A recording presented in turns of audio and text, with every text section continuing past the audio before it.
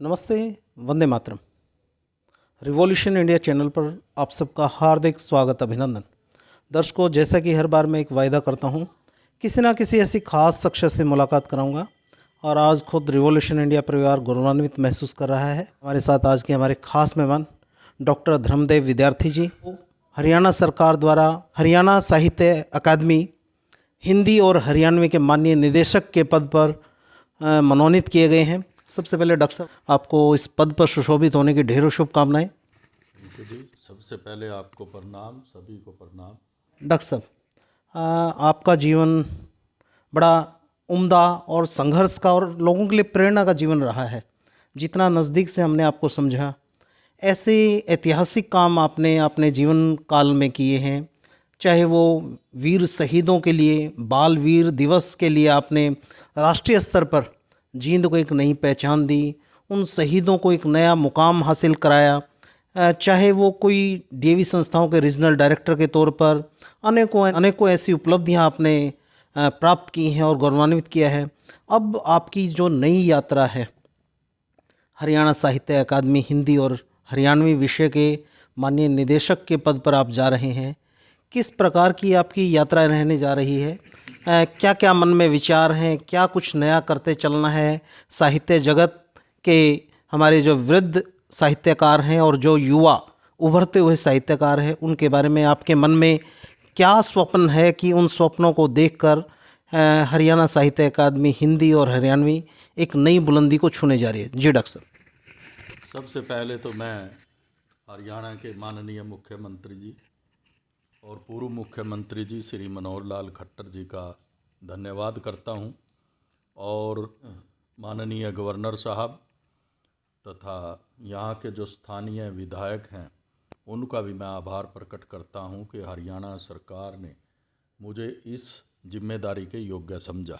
जी, साहित्य और शिक्षा मेरा ये कार्यक्षेत्र जीवन का रहा है, साथ साथ समाज सेवा का भी रहा है। जी, लेकिन शिक्षा को सामाजिक सरोकारों से जोड़ना मेरा मुख्य विषय रहा है, जी, और उन सामाजिक सरोकारों को एक दस्तावेज के रूप में प्रकट करना भी मेरा विषय रहा है। जी, क्योंकि आम तौर पर ज़्यादातर क्या सभी लोग कोई रिकॉर्ड नहीं रखते। जी, बड़ी बड़ी घटनाएं घट जाती हैं, इतिहास में उनका कोई वर्णन नहीं हो पाता। जी, जैसे कोरोना आया, जी, माननीय प्रधानमंत्री जी ने किसी बैठक में पूछा जी, कि ऐसी कोई महामारी पहले आई हो और उसका कोई दस्तावेज हो, कोई ऐसा रिकॉर्ड हो कि कैसे उसको रिकवर किया गया, कैसे उसमें योजना बनाई गई।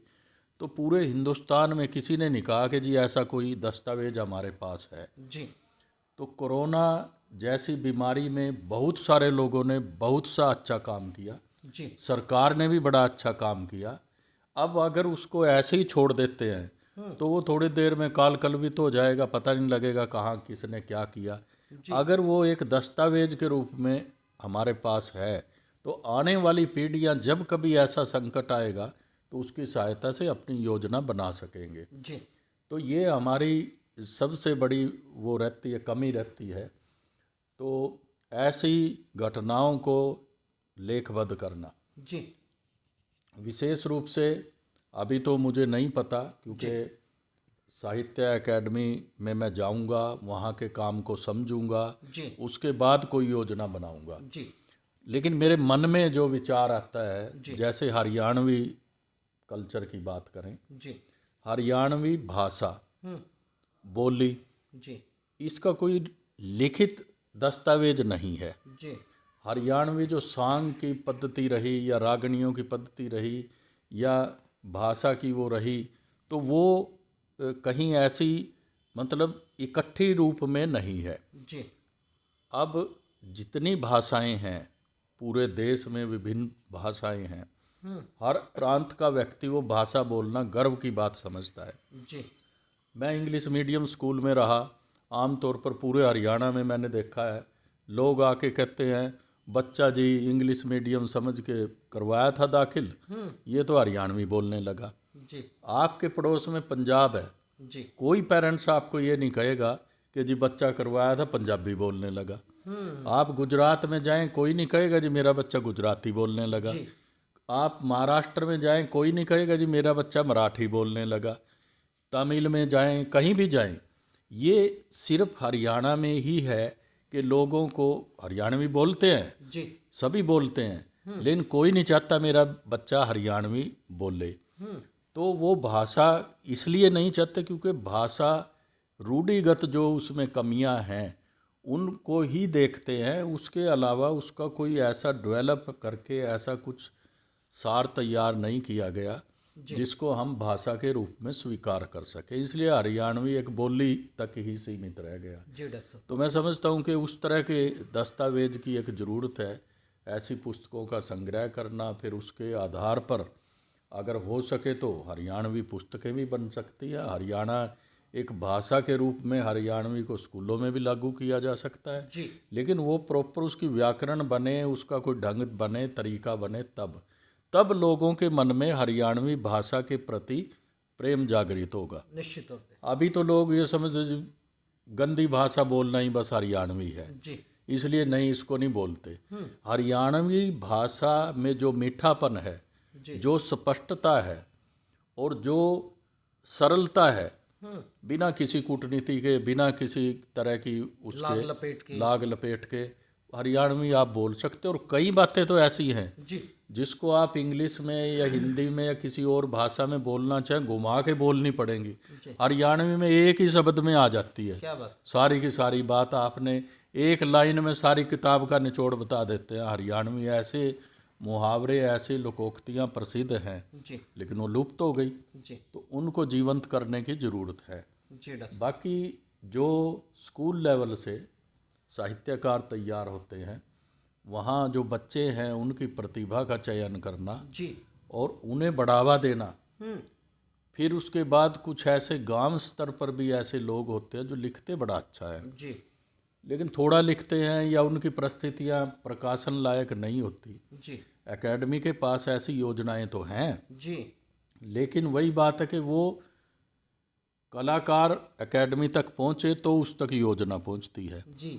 मैं समझता हूँ एकेडमी को कलाकार तक पहुँचना चाहिए, साहित्यकार तक पहुँचना चाहिए, बहुत उम्दा। ढूंढ ढूंढ के कहाँ है जी। ये ऐसी कोई योजना बने जी डॉक्टर साहब। तो उसमें साहित्यकारों को हम आगे ला सकते हैं। जी। हिंदी हमारी मातृभाषा है। जी। हिंदी को अब ये जो नई शिक्षा नीति आई है जी। उसमें मातृभाषा को बहुत बढ़ावा दिया गया है, तो हम भी अपनी हिंदी को उसी तरह से लोकप्रिय बनाएं जी।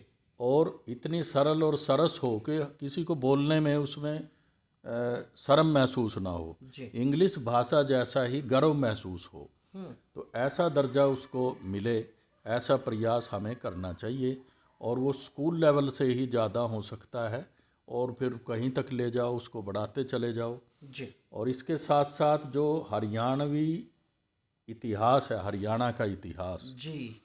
उस पर भी शोध की आवश्यकता है। हरियाणा का बड़ा गौरवशाली इतिहास रहा है और मतलब प्राचीन काल से, जो थानेश्वर की बात हम सुनते, महाभारत काल से है ना जी। हरियाणा, तो यहाँ महाभारत हुई तो उस काल से है। जी। तो वो इतिहास सारा ढूंढ के लाया जाए क्या बात है। और लोगों के सामने रखा जाए तो हरियाणा का स्वरूप उससे निखरेगा। जी। तो ऐसा मैं समझता हूँ। बाकी तो वहाँ जाने के बाद मैं समझ पाऊँगा कि क्या करना है, क्या किस तरह की योजना बनानी है। लेकिन एक बात है, मेरा स्वभाव शुरू से यही रहा, जैसा कि आपने बताया जी। कि ऐसे कुछ ऐतिहासिक काम हुए। जी। निश्चित तौर पे। मैंने अपने जीवन में ऐसे कुछ काम किए जो इतिहास बन गए। निश्चित तौर पे डॉक्टर साहब। तो हालांकि मेरा उनके करने का कोई उद्देश्य ऐसा नहीं था कोई कि निजी सरे स्वार्थ लूं, के लिए, श्रेय के निजी लिए। स्वार्थ नहीं। जो गीता में कहा ना श्री कृष्ण जी महाराज ने जी डॉक्टर कि कर्म योग, साहब। हाँ। कर्म योग जो निष्काम होकर के, निस्वार्थ होकर के कर्म किया जाए, जी। जो लोगों के लिए हो, परमार्थ हो, उस तरह के काम मैं सारे जीवन करता रहा हूँ। जी डॉक्टर साहब। कभी ये नहीं पद का लोभ नहीं किया, कभी ये नहीं कि जी कुछ मुझे मिल जाए, ये नहीं, बस काम किया और करते चले गए। जी डॉक्टर मैंने उसका भी एक संग्रह तैयार किया उन कामों का। साहब। अभी मेरी पुस्तक जो अभी प्रकाशित हुई है, जी। कर्म पथ के पथिक, क्या बात है। मैंने ये उस लोगों पर ही छोड़ दिया, तुम फैसला कर लो, लोग कहने लगे जिसका नाम आप कर्म योगी रखो। जी मुझे थोड़ा संकोच हुआ कि मैं कोई कर्म योगी हूँ या नहीं हूँ। जी तो उसमें हमने ये बातें रखी हैं कि भाई हम कर्म पथ पर चलते रहे हैं, निस्वार्थ भाव से चलते रहे हैं, आगे बढ़ते रहे हैं। जी डॉक्टर साहब। जैसे आपने बताया वीर बाल दिवस, जी उसके लिए हमने संघर्ष किया। नहीं। स्वामी दयानंद की छुट्टी सरकारी रूप से घोषित करवाने के लिए संघर्ष किया। जी डॉक्टर साहब। कुरुक्षेत्र यूनिवर्सिटी में स्वामी दयानंद चेयर बनाने के लिए संघर्ष किया। जी हरियाणा में शराबबंदी का जो कार्य था उस समय भी हमने बड़ा काम किया। जी डॉक्टर साहब। और इसके साथ साथ एक जो सामाजिक बुराई जाति प्रथा भी है जी और दहेज भी है। मैंने ये संकल्प किया था अपने उस समय में कि मैं जाति तोड़कर बिना दहेज विवाह करूंगा। जी मैंने किया। स्वयं उदाहरण बने आप। स्वयं उदाहरण बने। इसके अलावा जी डॉक्टर साहब। मेरा एक बेटा है जो ऑस्ट्रेलिया में है, अच्छे पद पर है। जी डॉक्टर साहब। एक बेटी है, वो भी अच्छे पद पर है, नेशनल अवार्डी है। जी तो उन सबको उनकी शादियां भी मैंने जाति तोड़कर की, बिना दहेज की, क्या बात। यहीं पर की। जी अगर आप मेरा परिवार जो 3 लोग हम हैं एक ही परिवार में, जी आपको शायद ऐसा कोई मिल जाए जिसकी मैरिज हुई है जाति तोड़कर। हो सकता है लव मैरिज हुई हो, हमारी किसी की लव मैरिज नहीं है, सब अरेंज मैरिज। अरेंज मैरिज है। जी एक ही परिवार में हम 4 जातियों के लोग हैं जो जाति तथाकथित कहते हैं। मुझे लगता है डॉक्टर साहब, जिस प्रकार से आपने कहा कि एक ही परिवार में 4 जातियां, कहीं ना कहीं ये भी अपने आप में एक ऐतिहासिक घटना, शायद पूरे भारत में अकेला ही ऐसा परिवार होगा डॉक्टर धर्मदेव विद्यार्थी जी का, जिसके परिवार में इस प्रकार का एक संगठन नजर आता है। हाँ बिल्कुल, क्योंकि जाति हम तो मनुष्य की एक ही जाति मानते हैं। जी डॉक्टर साहब। तो अलग अलग, लेकिन लोगों को ये लिए उदाहरण देने के लिए मैं ये कह सकता हूँ, मैंने जाति तोड़कर विवाह की और सफल गृहस्थी हूँ परमात्मा की कृपा से। मेरे बच्चे हैं, उन्होंने भी जाति तोड़कर विवाह मैंने किया, उनका तो उन्होंने नहीं किया। जी जी जी उन्होंने तो सिर्फ हाँ ही भरी। जी तो लेकिन वो भी सफल हैं। तो ये एक उदाहरण है कि एक पूरा परिवार जिसमें जाति को कोई महत्व नहीं दिया गया, तो वो हमने करने की कोशिश की है। जी डॉक्टर साहब। तो इस तरह के बहुत सारे काम हुए जो हमने निस्वार्थ भाव से किए। उनमें मिला कुछ नहीं, हमें कोई आर्थिक रूप से तो लाभ नहीं मिलने वाला था उसमें, जी वो भी नहीं मिला। लेकिन जो यश कीर्ति की बात करें तो वो परम पिता परमात्मा की कृपा रही है, जी क्योंकि लोगों ने हमारे काम को सदा सराहा है। जी चाहे वो गरीब लड़कियों की शादियां करने की बात हो, चाहे वो विधवाओं की सहायता करने की बात हो, जी और इसके साथ साथ स्कूल के काम भी मैंने किए। एक प्रिंसिपल के रूप में मेरा काम, एक रीजनल डायरेक्टर के रूप में मेरा काम किसी से कम नहीं है। जी डॉक्टर साहब। मैं लगभग 60 स्कूलों से जुड़ा रहा हूँ, 60 से ज़्यादा। जी उनका मैनेजर, उनका रीजनल डायरेक्टर, कुछ ना कुछ मैं रहा जी और काम करता रहा हूँ। इसके साथ साथ जो हमारे दूसरे इंस्टीट्यूशन, मतलब मैंने सरकारी स्कूल में पढ़ाई की। जी लड़कों के गुरुकुल कुरुक्षेत्र से मैंने काम शुरू किया। जी लड़कियों के गुरुकुल कन्या गुरुकुल खरल में मैंने पढ़ाया। जी एडिड स्कूल नरवाना में मैंने पढ़ाया। इसके साथ साथ फिर इंग्लिश मीडियम के पब्लिक स्कूल। आप अगर ऐसा आदमी देखने जाएं, आपको एक मिलेगा कि भाई ये गुरुकुल का आदमी है या ये पब्लिक स्कूल का आदमी है। जी उत्तर भारत में जितने प्रकार की शैक्षणिक विधाएं हैं, मैंने उन सब में काम किया यूनिवर्सिटी लेवल तक। बहुत उम्दा। कॉलेज, यूनिवर्सिटी, मतलब कोई ऐसा अनुभव मैंने प्राप्त किया। 44 साल हो गए मुझे काम करते हुए। जी ऐसा भी आदमी आपको बिरला ही मिलेगा। जी और ख़ुद भी मैंने PhD भी की और D.Litt भी की। जी डॉक्टर साहब। तो इस तरह से कर्म करते हुए आप समाज का भला किस प्रकार हो सकता है, शिक्षा को किस तरह से दैनिक ज़रूरतों के साथ जोड़ा जा सकता है, उस पर काम किया है। जी डॉक्टर साहब, जितनी आपकी सफलता की चर्चा की जाए उतनी थोड़ी है निश्चित तौर पर, क्योंकि जब आपकी ये कर्म पथ के पथिक नामक जो पुस्तक अभी आपने उसको प्रकाशित करवाया है। जब मैं उस विषय को सोशल मीडिया के माध्यम से देख रहा था, निश्चित तौर पर मेरे मन में एक विचार आया था कि शायद सोनीपत लोकसभा से भारतीय जनता पार्टी के संभावित भावी उम्मीदवार के तौर पर मैं देख रहा था। लेकिन मुझे क्या पता था कि ये करवट ऊंट किसी और दिशा में बैठ रहा है। वो एक इशारा जरूर था निश्चित तौर पर कि आपको एक हरियाणा साहित्य अकादमी हिंदी और हरियाणवी के माननीय निदेशक के पद पर सुशोभित कर दिया गया। आपको भी कहीं ना कहीं आभास कुछ ना कुछ मन में, क्योंकि एक भगवान से जुड़ाव जब होता है उसको तरंगे जो प्राप्त होती हैं भगवान से, कहीं ना कहीं आपको भी आभास हुआ कुछ कि कुछ अच्छा होने वाला है डॉक्टर साहब के साथ? मेरा कभी राजनीति में विश्वास नहीं रहा, ना मैंने कोई राजनीतिक पार्टी कभी ज्वाइन की जी। ना मैंने राजनीतिक कोई काम किया। मेरा उद्देश्य एक शिक्षक के रूप में शिक्षा का प्रचार प्रसार करना ही रहा जी। और उसमें मैं इसी पूरी तरह डूब करके मैंने उसमें काम किया। दाएं बाएं कभी देखा नहीं। मैंने सभी मुख्यमंत्री को अपने स्कूल में बुलाया, किसी ना किसी प्रोग्राम में बुलाया जी। लेकिन कभी ये नहीं कि जी बस बुलाया और बात ख़त्म हो गई। ये नहीं कि जी मैं उनके पीछे घूमता रहा, मुझे कुछ दे दो जी। मुझे कुछ बना दो।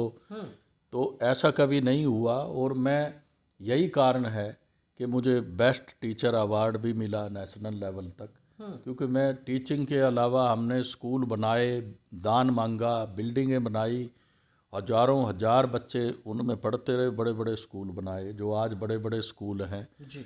उनका फाउंडर मैं रहा। जी। तो इस तरह बस कभी राजनीति की तरफ नहीं गए, ना कभी प्रयास किया जी डॉक्टर साहब। कि कोई टिकट मुझे मिले। हालांकि लोग मेरे हर बार काम में ये चर्चा करते थे भाई इसका कोई ना कोई राजनीतिक उद्देश्य जरूर है, इतने बड़े बड़े कार्यक्रम करना तो कोई ना कोई होगा। ये विस्परिंग आपको सुनाई दे जाती थी? हर बार विवाद खड़ा होता था, हमारी मैनेजमेंट को लोग चिट्ठियां लिखते थे कि जी ये डीएवी के कंधों पर सवार होकर राजनीति करेगा जी। लेकिन सारी उम्र निकल गई, अभी तक तो हमने कोई राजनीति की नहीं जी।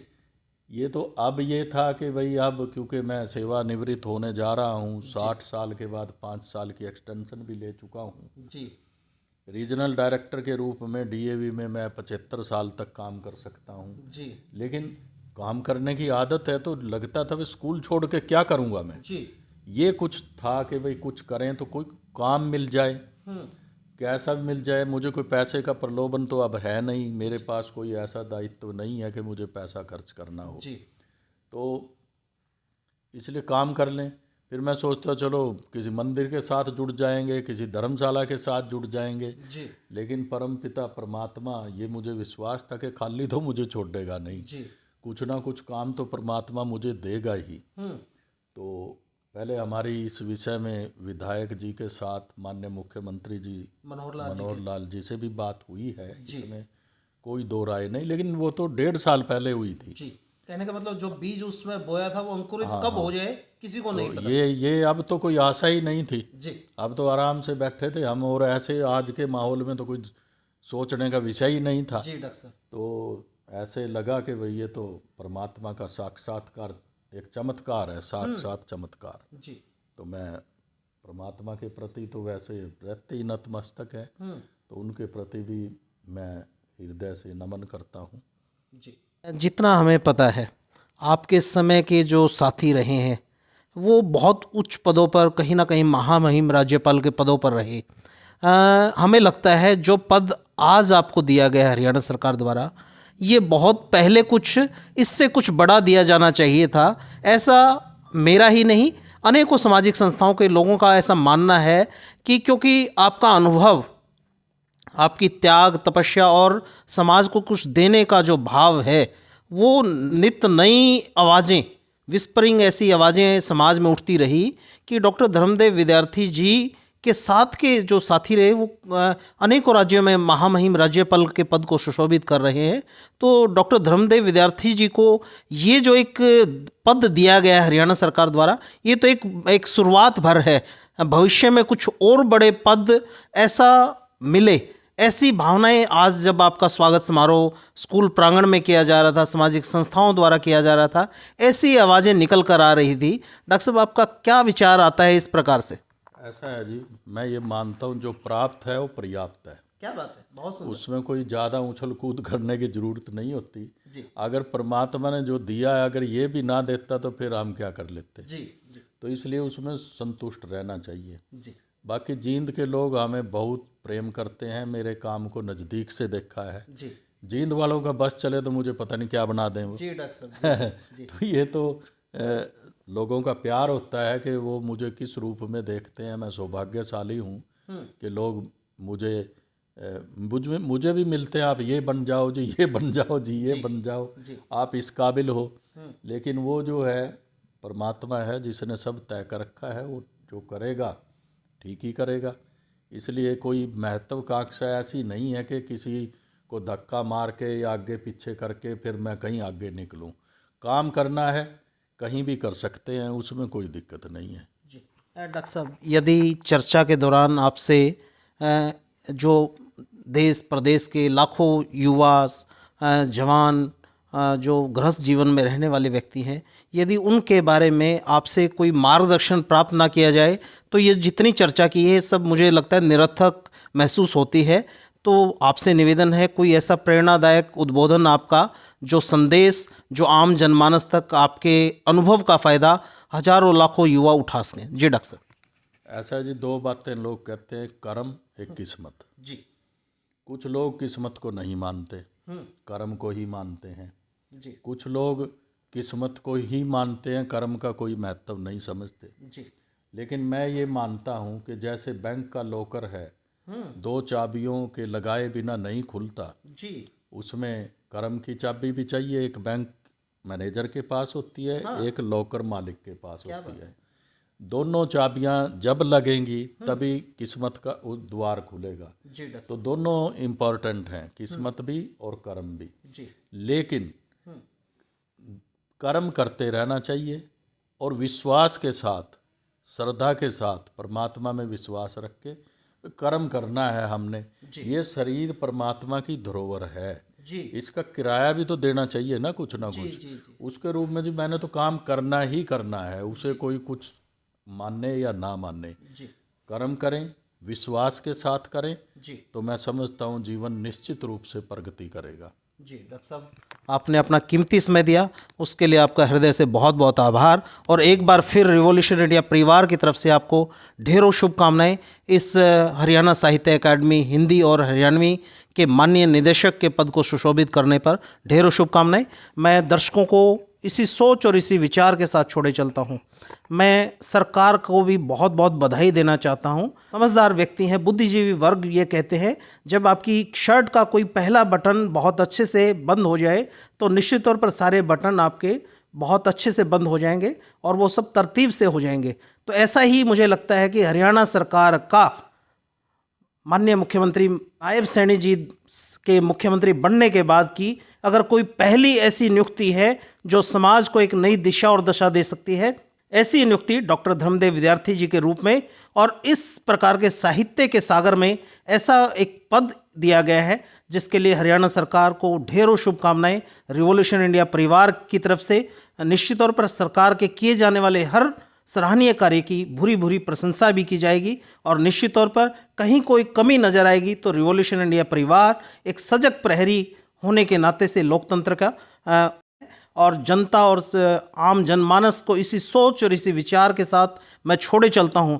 जब इस प्रकार की महान विभूति, मैं कोई अतिशोक्ति अलंकार नहीं लगा रहा हूं इस विषय पर, जब इस प्रकार की महान विभूति जिनका 44 वर्ष का साहित्य लेखन अध्यापन कार्य का और एक समाज को एक नई दिशा और दशा देने का जो एक सराहनीय प्रयास है, ये एक नया आयाम स्थापित करेगा हरियाणा साहित्य अकादमी हिंदी और हरियाणवी के लिए। निश्चित तौर पर अब मुझे तो पूर्ण विश्वास है, मैं बड़े दावे के साथ इस बात को कह सकता हूँ, जितनी चर्चा की गई, जिस प्रकार का विजन डॉक्टर साहब ने बताया, अब हरियाणा साहित्य अकादमी हिंदी और हरियाणवी आपके गांव-गांव तक, घर-घर तक, स्कूल, कॉलेज और विश्वविद्यालयों तक खुद पहुंचेगी और नित्य नए बाल जो साहित्यकार है, नवोदित साहित्यकार है, युवा साहित्यकार है और जिनका अनुभव अनेकों वर्षों का जिनका अनुभव रहा है, वरिष्ठ साहित्यकार, उनको साथ लेकर इस साहित्य की गंगा में नया गोता लगाया जाएगा